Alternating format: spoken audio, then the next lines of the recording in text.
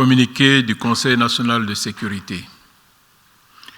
Une réunion du Conseil national de sécurité s'est tenue ce jeudi 2 février 2023 au Palais de la Présidence de la République sous la présidence de son Excellence M. Alassane Ouattara, président de la République.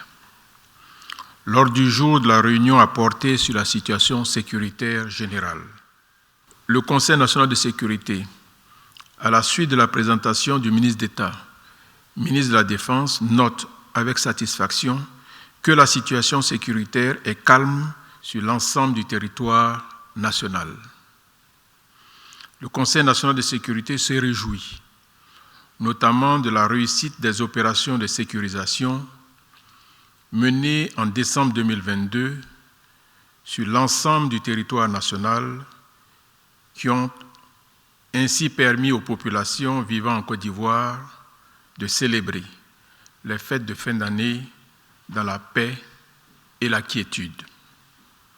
Par ailleurs, le chef de l'État, tout en se félicitant des efforts déployés en vue de la baisse du nombre d'accidents de la circulation, note toutefois que ce nombre demeure encore élevé. À ce titre, il a réitéré ses instructions au Premier ministre, chef du gouvernement, à l'effet de poursuivre l'accélération de la mise en œuvre de la stratégie nationale de sécurité routière et de renforcer les autres mesures de lutte contre l'incivisme sur les routes. Le chef de l'État exhorte de nouveau les usagers de la route à faire preuve de civisme et de responsabilité.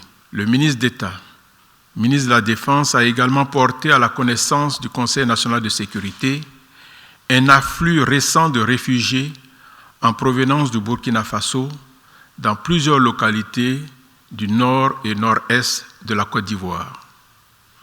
Ces réfugiés, au nombre d'environ 8700, ont fui leur zone d'habitation et ont trouvé refuge dans les départements de Congo, Téini et Ouangolodougou. Le président de la République remercie les populations des départements concernés qui ont accueilli ces ressortissants d'un pays frère.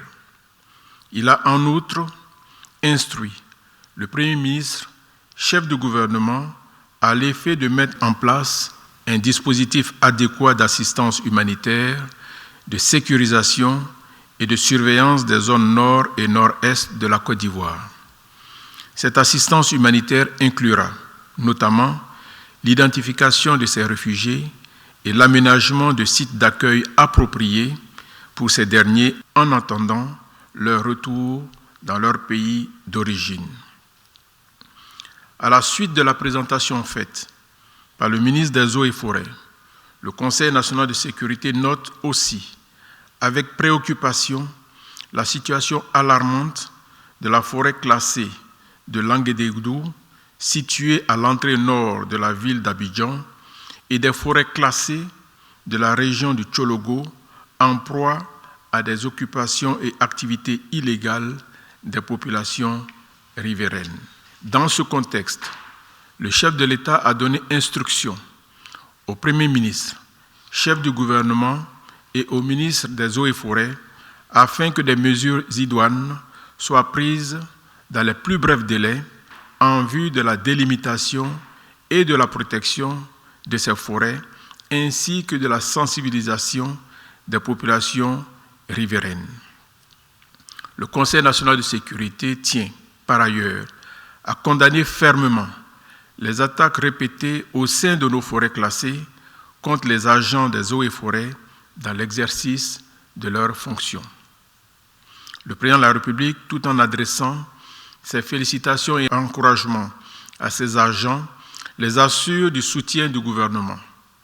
Le chef de l'État invite, en outre, les populations riveraines des forêts classées à coopérer pleinement avec les agents des eaux et forêts et à respecter les lois foncières en vigueur dans notre pays.